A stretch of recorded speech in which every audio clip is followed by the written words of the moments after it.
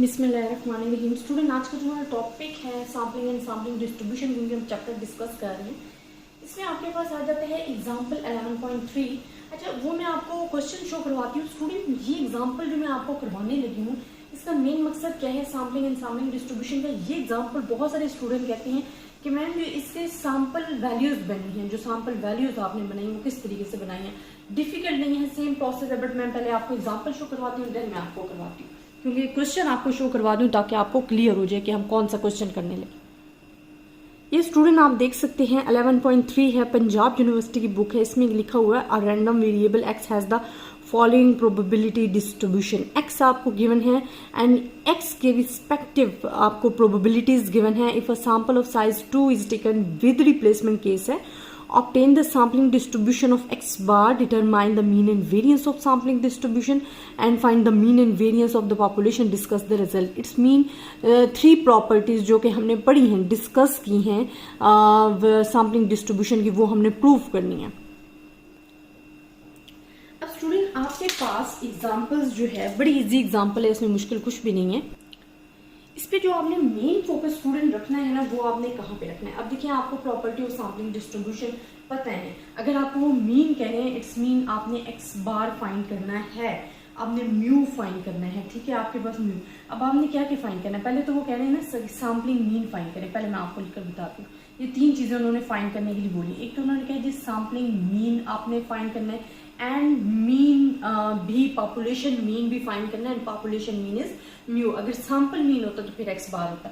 Second उन्होंने क्या proof करने के लिए स्टूडेंट बोला है, सेकंड वो आपको कह रहे हैं कि आपने फाइंड करना है variance of the sampling distribution and variance जो हमें फाइंड करना होता है सिंपल पॉपुलेशंस का, एंड हम इसको विद रिप्लेसमेंट में क्या करते हैं, डिवाइडेड बाय एन कर देते हैं। एंड वेरिफिकेशन भी आपके पास हो जाती है इसी में, जिसको हम जब हमने स्टैंडर्ड डिविएशन फाइंड करना होता है तो हम कहते हैं एक्स बार, और हमारे पास क्या आता है सिग्मा अंडर रूट एन आ जाता है, या हमने वैल्यू, मतलब ये three property of the sampling distribution.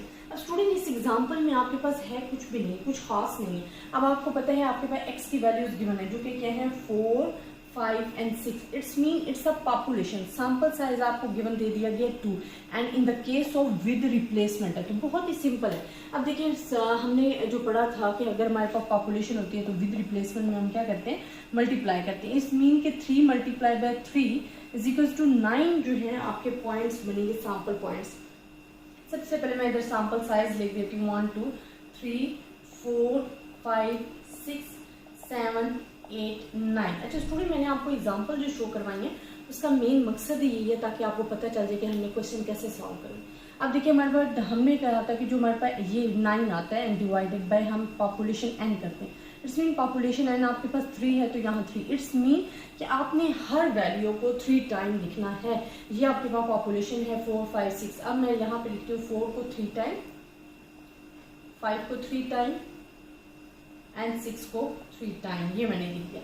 Then next आपने स्टूडेंट क्या करना है, नेक्स्ट आपने करना है कि अगेन एन से डिवाइड करना है जब तक 1 या तक, बिकॉज सैंपल साइज इज 2 है।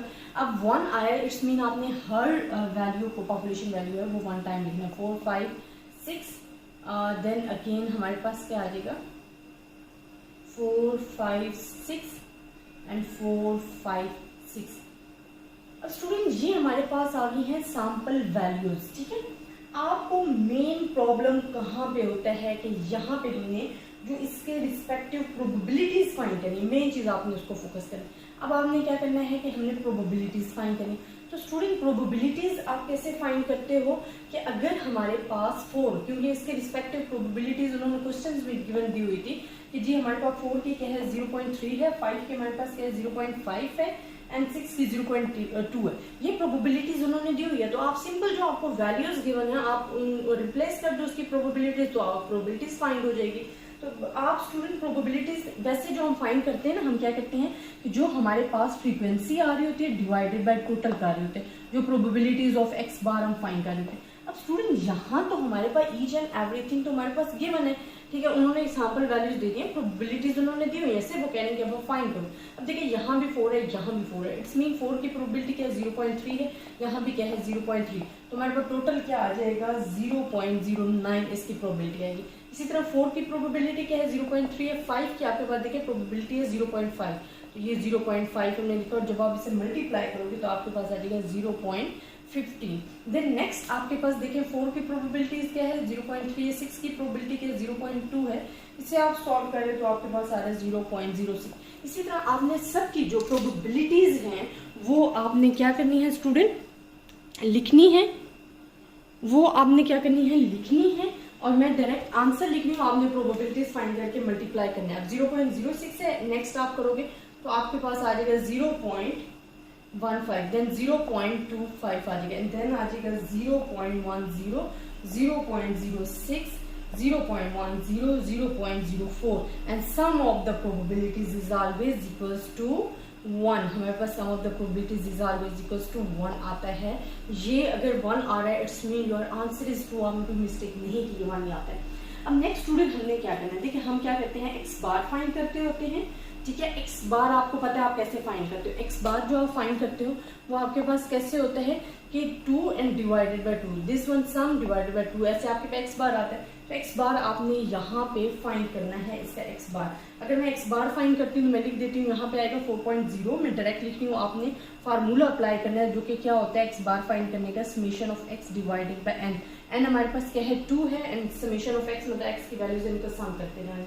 अब यहाँ मेरे पास क्या है 4 है, 4.5 है, 5.0 है, 4.5 है, 5.0 है, 5.5 है, 5.0 है, 5.5 है, एंड हमारे पास क्या आ जाता है 6.0। ये हमारे पास आगे है सम ऑफ द x बार आ गया, x बार।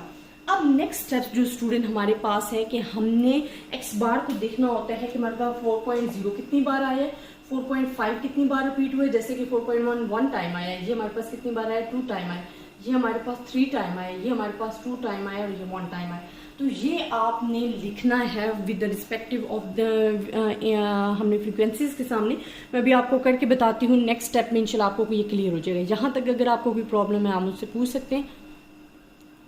अच्छा स्टूडेंट, अब आप देख सकते हो कि हमने जो x बार फाइंड किया तो वो उसके रिस्पेक्टिव आपको प्रोबेबिलिटीज गिवन थी कि 4.0 की प्रोबेबिलिटीज क्या है, 4.5 की प्रोबेबिलिटीज क्या है, एंड आपके पास 5.5 की प्रोबेबिलिटीज क्या है।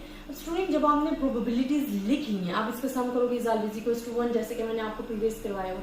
अब सिंपल आपने मीन एंड वेरियंस फाइंड करना है, तो आपने मीन के लिए ये मल्टीप्लाई करते हो, ठीक है, तो आपके पास सेम आंसर आ जाएगा, इन दोनों को हमने मल्टीप्लाई किया। और जब आपने वेरियंस के लिए करना है तो सबसे पहले x बार का आपने स्क्वायर लेना है, देन मल्टीप्लाई करना है, तो आपके पास आंसर आ जाएगा। अब हमने 3 वेरिफिकेशन, मैंने आपको फर्स्ट क्या कहता है कि आपने म्यू x बार जो है मालूम करना है। म्यू x बार इक्वल होता है summation of x bar and probability of x bar, it's mean answer is given 4.9 जो है आपका आंसर है। अब हमारे पास क्या आ जाता है जो वेरीफाई करना था कि हमने मीन भी फाइंड करना था। तो मीन आपको पता है कि हमारे पास क्या होता है summation of x divided by n होता है, कैपिटल N। तो जब स्टूडेंट आप ये करते हो समेशन ऑफ, अच्छा एक ये भी होता है, ये फार्मूला भी है इसका सिंपल कि आप x की वैल्यूज लेके इसको फाइंड कर लो। नेक्स्ट आपके पास एक और formula summation of x and probability of x, कि आपको x भी गिवन है, प्रोबेबिलिटीज ऑफ x भी गिवन है, it's a formula of the find the population mean.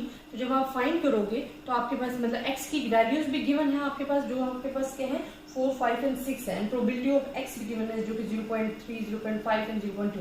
इन दोनों को मल्टीप्लाई करोगे तो बच्चे आपके पास आंसर आ जाएगा, वो हमारे पास होगा, मैं यहाँ पे लिख देती हूँ 4.9 ही होगा। देन आपकी फर्स्ट वेरिफिकेशन थी कि ये हमारे पास इक्वल होने चाहिए, तो ये भी 4.9 है, ये भी 4.9 है, तो यहाँ ये हो जाता है क्लियर। सेकेंड आपके पास जो प्रॉपर्टी थी कि आपने वेरिएंस फाइंड करना है फॉर द सैम्पलिंग डिस्ट्रीब्यूशन का।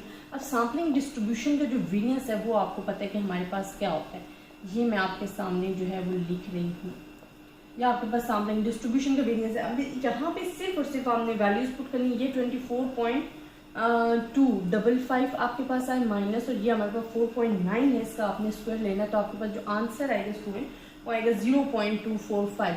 इसी तरह जो आपने वेरिएंस फाइंड करना है पॉपुलेशन का, वो आपके पास क्या होगा, वो मैं यहाँ पे लिख रही हूँ, इसका formula summation of x square probability of x minus आपके पास जो म्यू है उसका स्क्वायर आपने लेना है। इट्स मीन म्यू हमारे पास क्या था, ये फार्मूला जो था म्यू का। अब जहां हमने x लिया है वहां आपने x का स्क्वायर ले लेना, मतलब 4 का स्क्वायर लेना है, 5 का स्क्वायर लेना है, 6 का।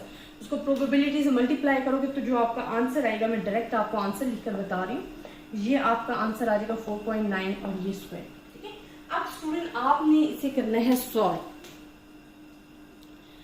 जब सॉल्व होगा तो आंसर आपके पास आ जाएगा जी 0.49। अब आपने कहा सेकंड वेरिफिकेशन में जो पॉइंट था कि sigma x bar with replacement case में आपके पास इसके इक्वल होता है, तो आप वैल्यूज पुट करो। यहाँ हमारे पास है जी 0.245 है, यहाँ पे जो वैल्यूज है 0.49 एंड डिवाइडेड बाय एन क्या है 2 है।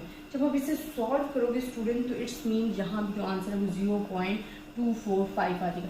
अब थर्ड स्टेप आ जाता है जहां पे हमने स्टैंडर्ड डेविएशन फाइंड करना होता है। तो सिंपली स्टूडेंट अगर आपके पास वैल्यू ये है तो आप इसका अंडर रूट ले लो। जब आप अंडर रूट लोगे तो आपके पास वैल्यू आ जाएगी 0.7, इसका आपने अंडर रूट लिया। तो यहाँ पे जो हमने फाइंड करना था थर्ड स्टेप में, वो हमने फाइंड करना था जी सिग्मा अंडर रूट, हमारे पास अंडर रूट एन आ जाएगा।